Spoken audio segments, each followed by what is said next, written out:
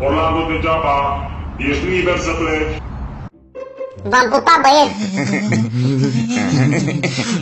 Ce? Dar ce le-ai făcut? Păi...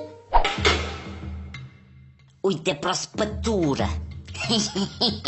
A meu o să fie în seara asta.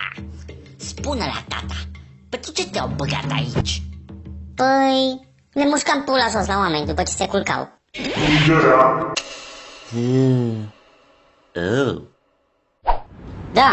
Da. Venim acum. Puteți bune berea la rece, că sunt de pe drum.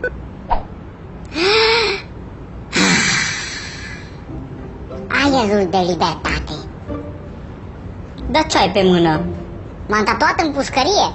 Înseamnă singurul de 4 pereți. Nu știți voi de asta. E treabă de interior. Du-te, mă! Ai stat și tu o seară în pușcărie și te crezi mardoi. Cu ce te-ai tatuat? Cu pixul.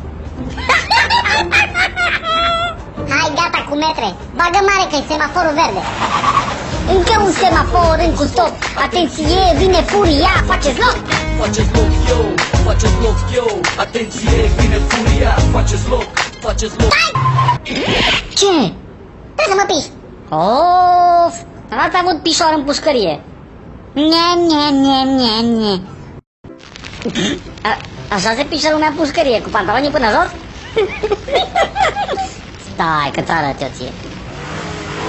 Stai, mă!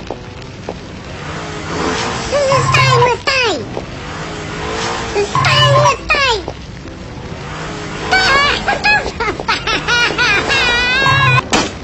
Au! Na, ți-a ieșit smardoiala din cap. Da, scuze. Tot m-am pișat pe mine și mi s-a șters tatuajul. Hai că te așteaptă Cici în cămin. Cici!